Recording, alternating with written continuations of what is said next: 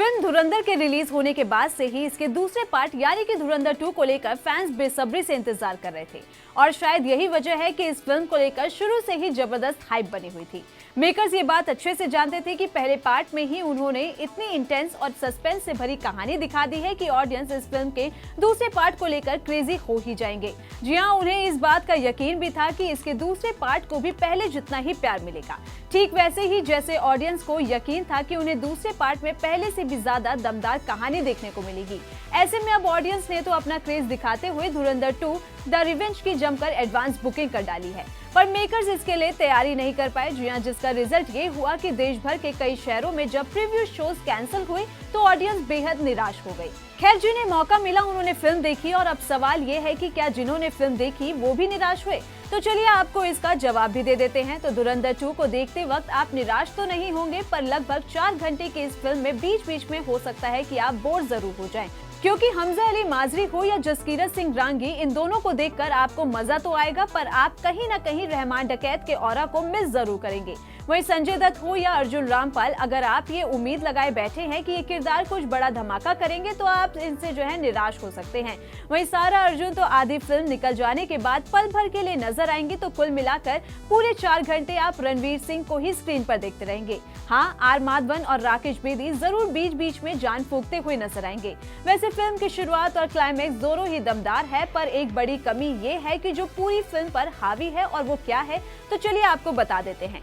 इस दूसरे पार्ट में कुल मिलाकर 6 चैप्टर है। शुरुआत फ्लैशबैक से होती है, जहां जसकीरत सिंह रांगी यानी कि रणवीर सिंह और उसके परिवार को दिखाया गया है। जसकीरत के पिता भी फौजी थे और वो खुद भी फौज में भर्ती होने के लिए तैयारी कर रहा था, पर तभी कुछ ऐसा होता है, उसे अपने परिवार की सुरक्षा के लिए बंदूक उठानी पड़ती है।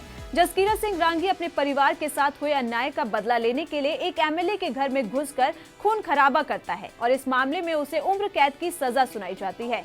आगे जाकर आईबी डायरेक्टर अजय सान्याल यानी कि आर माधवन उसे देश के लिए कुछ करने का मौका देते हैं। इसके बाद जसकीरत सिंह रांगी पाकिस्तान में इंडिया का एजेंट बनकर एंट्री लेता है, जहां उसका नाम होता है हमजा अली माजरी। इसके आगे की कहानी फिल्म के पहले पार्ट में दिखाई गई थी और अब कहानी सीधा पहुंचती है रहमान डकैत यानी अक्षय खन्ना की मौत से आगे। रहमान की मौत के बाद हमजा उसके छोटे भाई उजैर यानी कि दानिश पंडौर को ल्यारी की गद्दी पर बैठाकर अपने मकसद में आगे बढ़ाएगा। आगे जाकर मेजर इकबाल अर्जुन रामपाल हमजा की मुलाकात अपने बड़े साहब से करवाते हैं और अब सवाल ये उठता है कि कौन है वो बड़े साहब? क्या हमजा का असली मकसद इन्हीं बड़े साहब को मारना है? क्या वो इस मकसद में कामयाब हो पाएगा? जानने के लिए आपको फिल्म देखनी पड़ेगी।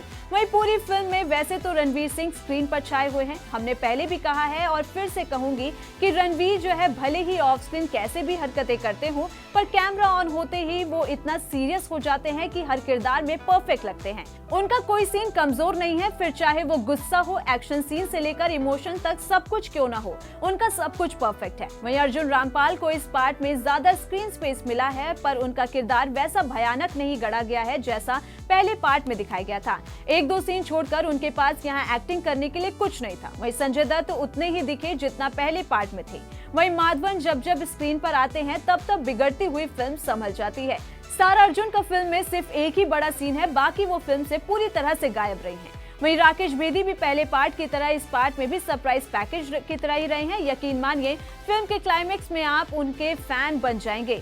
बाकी मानव गोहिल, गौरव गेरा, दानिश पंडोर और राज जोशी ने अपने किरदार के साथ बेहतरीन प्रदर्शन किया है। ऐसे में अब आपके मन में ये सवाल उठेगा कि इस फिल्म को देखना चाहिए या नहीं। तो अगर आपने पहला पार्ट देखा था तो जरूर देखिए। हाइप और सेलेब्स के रिव्यू देखकर ना जाएं। ठीक ठाक फिल्म है, एंजॉय करके वापस लौट आएं और फिल्म से बहुत ज्यादा या पहले पार्ट जैसे सीन, सरप्राइज या एंटरटेनमेंट की उम्मीद ना रखें, क्योंकि ये बस एक एंटरटेनमेंट के तौर पर ही दिखाई देगी। वेल, आप अब ये मूवी देखने जाएंगे थिएटर्स में कि नहीं, और कमेंट सेक्शन में जरूर बताना कि अगर आप मूवी देखने जाएंगे तो आपको मूवी कैसी लगी। कमेंट सेक्शन में जरूर बताना और वीडियो पसंद आई हो तो लाइक करें, शेयर करें और चैनल को सब्सक्राइब करना ना भूलें।